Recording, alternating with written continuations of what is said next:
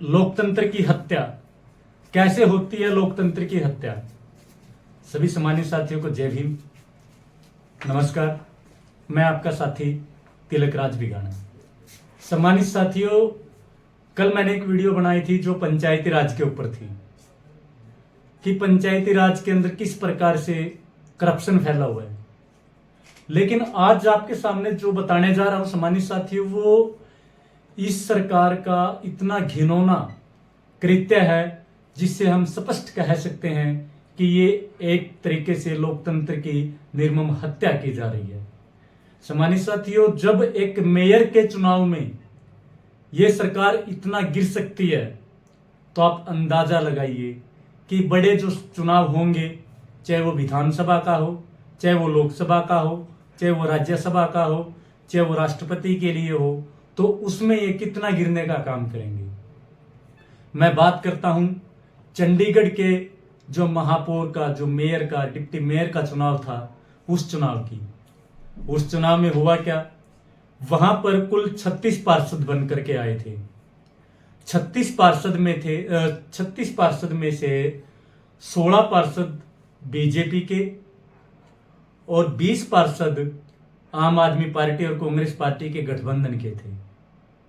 दोनों पार्टियों ने मेयर के लिए अपना अपना प्रत्याशी उतारा और जो मेयर के लिए प्रत्याशी उतारा उसमें अगर भाजपा की तरफ से बात करें तो भाजपा ने मनोज सोनकर को वहां से अपना प्रत्याशी बनाया था।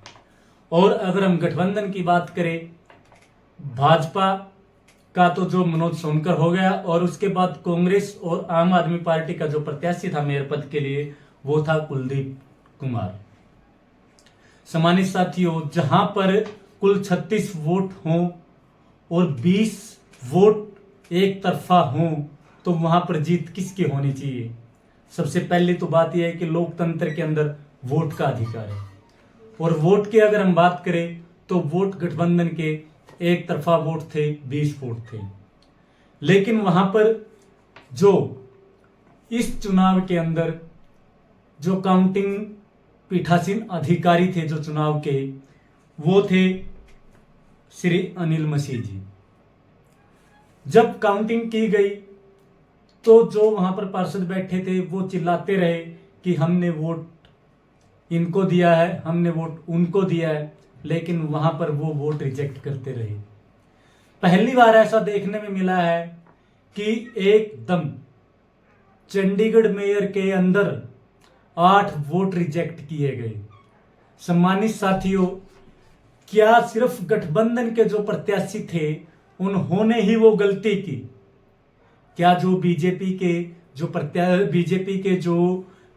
पार्षद थे, क्या उनसे ये गलती नहीं हुई?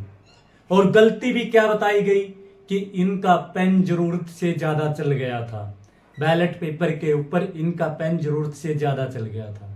सम्मानित साथियों, इससे बड़ी लोकतंत्र की हत्या क्या होगी कि एकदम से कुल 36 पार्षद वोट डालते हैं, उन 36 पार्षदों में से 8 पार्षदों के वोट कैंसिल किए जाते हैं और वो भी सिर्फ पेन ज्यादा चलने से।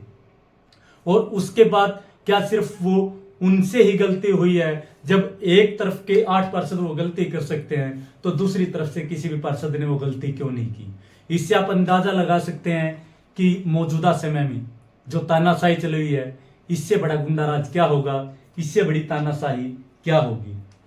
उसके बाद जिस चुनाव की मैं बात कर रहा हूं ज्यादा दिन पुराना नहीं, बल्कि अभी 30 जनवरी को चुनाव हुआ था। जो 30 जनवरी 2024 को मंगलवार को जो चुनाव हुआ था उसी की मैं बात कर रहा हूं।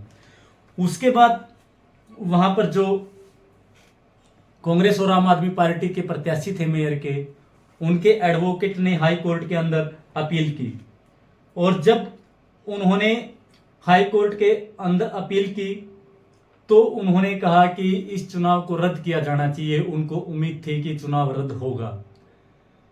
उसके बाद उसी केस की सुनवाई आज हुई और जो सुनवाई हुई 31 जनवरी को, यानी को आज जो सुनवाई हुई है उसमें उम्मीद थी विपक्षी जो पार्षद थे उनको कि ये चुनाव रद्द होगा। और इस पर जो विपक्ष के एडवोकेट थे, यानी कि जो आम आदमी पार्टी और कांग्रेस के प्रत्याशी की तरफ से जो एडवोकेट थे, एडवोकेट साहब ने दलील की कि इस चुनाव को रद्द किया जाए, और अगर इसको रद्द नहीं कर सकते तब तक इसकी अगली सुनवाई होती है, तब तक इनके कार्यों पर प्रतिबंध लगाया जाए, तब तक ये कार्य ना कर सकें। लेकिन सम्मानित साथियों, अदालत का जो फैसला था, अदालत ने जो फैसला दिया है, अदालत ने चंडीगढ़ प्रशासन को 3 सप्ताह का समय दिया है कि 3 सप्ताह के अंदर वो अपने जवाब वहां पर देने का काम करे कि किस प्रकार से उसके अंदर क्या गड़बड़ी हुई है, अगर गड़बड़ी हुई है तो क्या हुई है, अगर गड़बड़ी नहीं हुई है तो वो क्या नहीं हुई है, वो बताने का काम चंडीगढ़ प्रशासन करेगा। सम्मानित साथियों, माननीय हाई कोर्ट ने 3 सप्ताह का समय उसमें दिया है।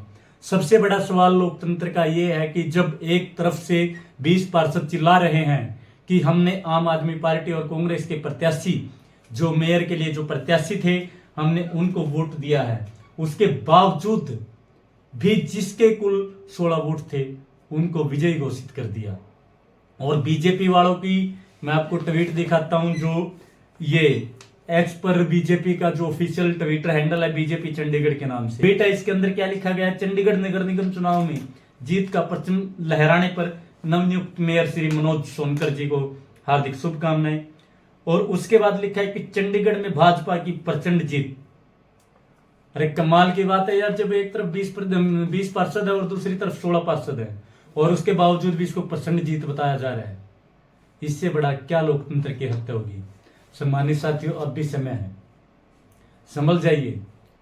और खास करके मैं तो ये बात जरूर कहूंगा कि जिस तरीके से यहां पर अब चुनाव हो रहे हैं, मुझे ऐसा लगता है कि भविष्य में शायद चुनाव ही ना हो, लोकतंत्र ही खत्म हो जाए।